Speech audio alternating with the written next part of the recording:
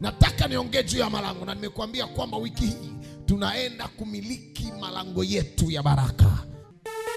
Malango ni nini? Malango ni sehemu iliyopo katika ulimwengu wa kiroho ambayo inatumika kupitisha vitu kutoka katika ulimwengu wa kiroho kuja katika ulimwengu wa kimwili. Amen.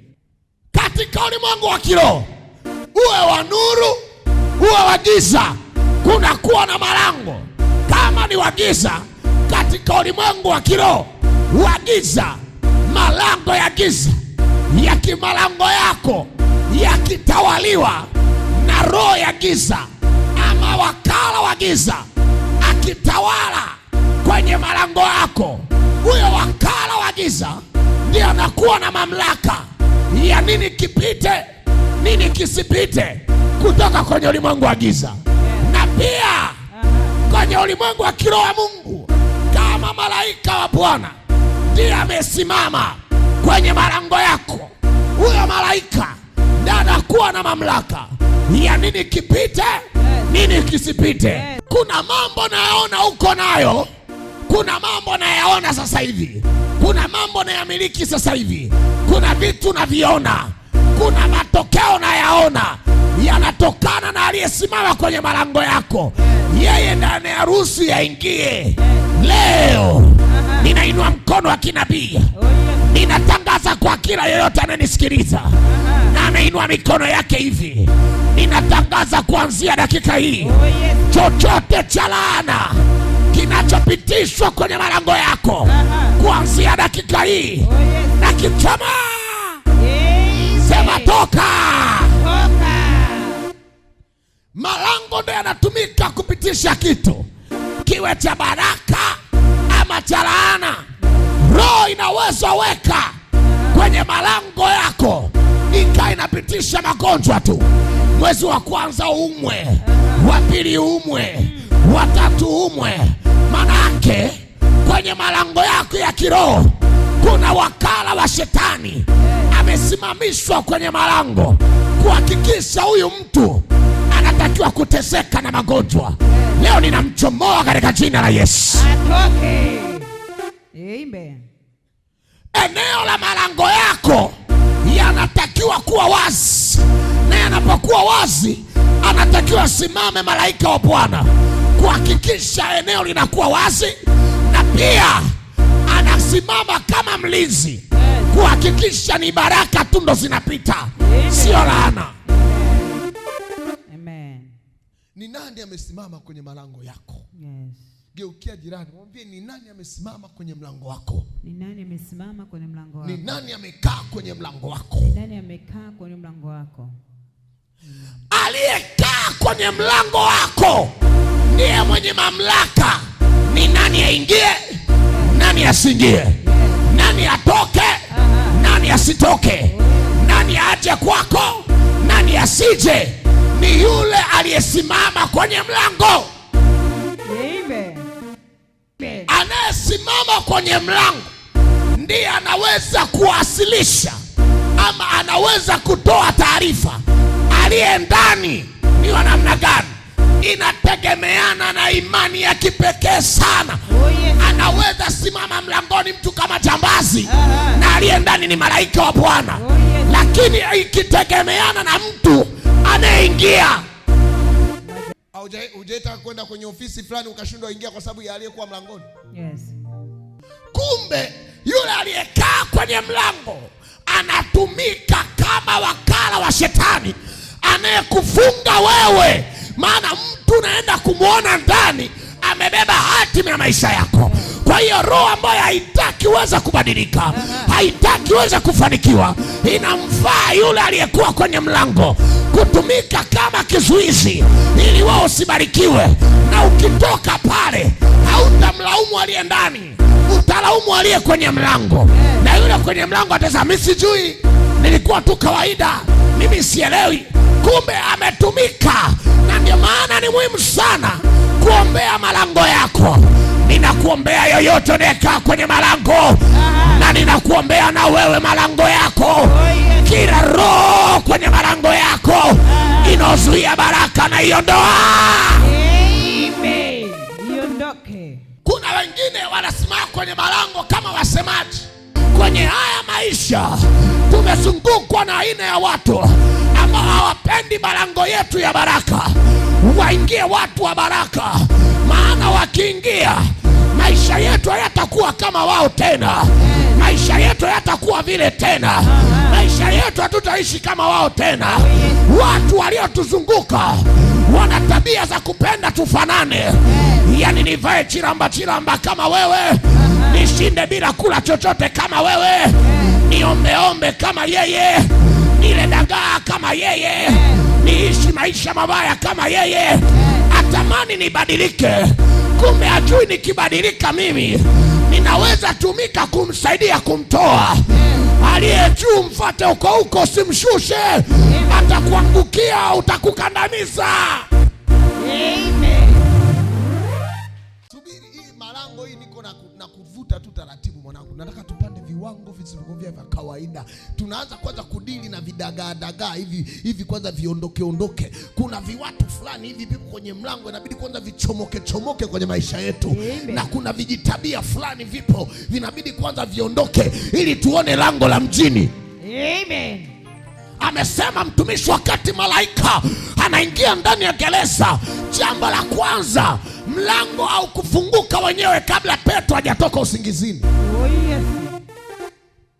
Akufungua mlango malaika kabla ya Petro hajatoka usingizi. Ndio kuna vitu tabia vya usingizi kwanza ni viondoe ndani yako. Amen. Na akufungua mlango mpaka Petro alikula kofi la ubavu kwanza akastuliwa. Ndio hapa niko na kulamba makofi kwanza taratibu nikustue. Kuna vingine uwezi waamshwa hivi. Njoo hapa, njoo Petro, njoo hapa. Njoo, nimependa hiyo raba yako. Lala. So, ngoja nikuoneshe kitu. Kuna vingine haviwezi toka hivi. Amka basi na wewe.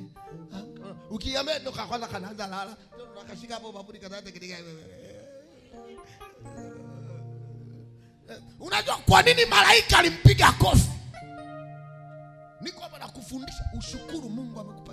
Amen. Kiukiaje sema yo. Kabla lango halijafunguliwa kuna watu hawaamshwi hivi. Amka uombe. Omba kidogo. Toki na kana tegeka. Inabidi alambwe kofi.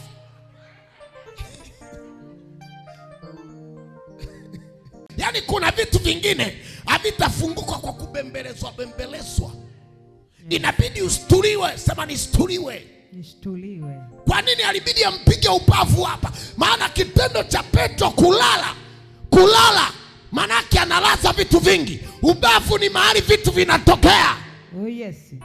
Katika umbaji Bwana anasema akamlaza mwanaume ubavu, akachomoa mbavu, akamtengeneza Eva, alitoka ubavuni. Sasa unapolala unalaza Eva, hatulazaji Eva. Amen. Achana na maisha yangu. Maono yanalala. Yes. Hello. Amen. Kuna vitu kivilaza vinalala na wewe ni wewe ukilala na vyao vinalala. Yes. Amen. Adamu alilala akaliraksi. Angalia Eva naye akajikuta anapotea, anaongea na nyoka. Unalalaje kama kichwa? Sema sitalala. Kabla ya Petro kutoka gerezani, kabla ya malaika kufungua mlango, ilibidi kwanza Petro atoke kwenye usingizi. Sema nakataa usingizi. Sema nakataa usingizi. Bible inasema usilale usingizi kama walalao watu wengine. Amen. Never. Hatulalagi gerezani. Amen. Hatulalagi tuna maono. Yes. Hatulalagi tuna kusudi la Bwana. Oh, yes. Hatulali kuna mpango wa Bwana juu yetu. Amen. Tukilala tunalaza unabii. Yes. Tukilala tunalaza kusudi la Bwana. Yes. Tukilala tunalaza maono. Yes. Tukilala tunalaza vitu vikubwa. Oh, yes. Inua mikono, sema sitalaza vitu vikubwa. Sema sitalaza vitu vikubwa. Sitalaza vitu vikubwa. Amen. Usikubali kulala. Ukilala lazima zoruba itake kuharibu chombo. Ukilala zoruba itataka kuzamisha chombo. Usikubali kulala. Usilale. Wakati wanafunzi Yesu anaanzisha safari, kisha Yesu analala kwenye shelti. Usikubali kulala. Zoruba itataka kuzamisha chombo. Usilale. Amen. Yes. Mtu anayelala ndani ya gereza ni mtu aliyekata tamaa. Kulala ndani ya gereza ni kukata tamaa. Kuona nimefika mwisho. Siwezi kuomba tena. Siwezi kusali tena. Nina ndugu hawaji kunisaidia. Hatujaona mtu akimtembelea Petro gerezani. Petro akalala. Kulala gerezani maana yake ni kuishiwa tumaini. Kuishiwa tumaini. Una tumaini tena. Huwezi kuishi tena. Biblia inasema mwenye haki wangu atastawi kama mtende wa Lebanoni. Usikubali kulala gerezani. Usiogope, hata ndani ya gereza tunastawi. Usilale gerezani. Usilale gerezani. Unaweza kuwa ndani ya gereza na ukakataa usingizi na hatima yako ikaendelea. Yusufu akapata kibali sio nje ya gereza bali ndani ya gereza, kwa sababu hakukubali kulala gerezani. Alipokataa kulala ndani ya gereza, wao walimuingiza gerezani kumfunga. Yeye akaingia ndani ya gereza kutabiri. Akaingia ndani ya gereza kuhubiri. Akaingia ndani ya gereza kutangaza uokovu. Akaingia ndani ya gereza kutangaza ufungulivu. Wao watakutia kwenye mateso, lakini ukikataa kulala utajua kwamba mule ndani ni sehemu yangu ya kuomba. Paulo na Sila wakaingia ndani ya gereza. Wao wakasema hatutalala. Kama Petro amelala, mimi sitalala. Nitapiga makofi, nitasifu na kuomba, nitaimba nyimbo za sifa ndani ya gereza. Ndani ya gereza tunamwabudu Bwana kwa sababu tunalo neno linasema, ujapopita kwenye moto wala kwenye maji hayatakuangamiza. Gongo langu na fimbo yangu nitakufariji. Amen. Power. Sitaki kuelewa, sitaki kujua, wala sitaki kusikia upo kwenye gereza la namna gani, lakini hatulali gerezani. Hatulali gerezani. Leo ninakuamsha kwa jina la Yesu. Amen. Amen. Wanauliza, wanakuambia, wewe ulikuwa gerezani kweli? Unaambia hapana. Gerezani? Mimi nilikuwa gerezani. Mimi? Mtu wa hivi anakuwa gerezani? Mimi nilikuwa kwenye matengenezo na Bwana. Bwana alikuwa ananitengeneza. Ndio pale linapotimia andiko anasema tulikula mtama kwa maji tukanawiri kuliko wao. Yes, hallelujah. Come on. Yaani walitutupa shimoni, tukaibukia wapi? Ikulu. Tukaibukia ikulu. Yaani wale wanatumaliza kabisa. Ndo basi tena hayupo tena. Yaani kuna watu hapo wakisikia jina wakasema huyo ndo basi tena. Huyo hawezi inuka tena. Huyo hawezi endelea tena. Huyo hawezi fanikiwa tena. Kumbe hapana. Tuna mipango na Mungu. Kuna watu wanakuwa na mipango na Mungu. Wao unatumikaga tu kama msindikiza. Sema msindikiza. Sindikizaji. Msindikizaji. Sindikizaji. Na mshuhudiaji. Miriamu alikaa hivi akishuhudia Musa yule kwenye ule mtu, na ule mtu una mamba wengi na wadamu nyingi zimetapakaa, watoto wengine wanakufa. Huyo Miriamu aliyekuwa anasindikiza hivi anaangalia hatima ya mwisho ya Musa. Ndio huyo alishuhudia Musa akipasua bahari ya Shamu na akaimba nyimbo za sifa. Yule aliyemwona juu ya mto ulioua wengine, ndio yule aliyemwona akipasua bahari ya Shamu watu wanavuka wengine. Waliona mabaya yako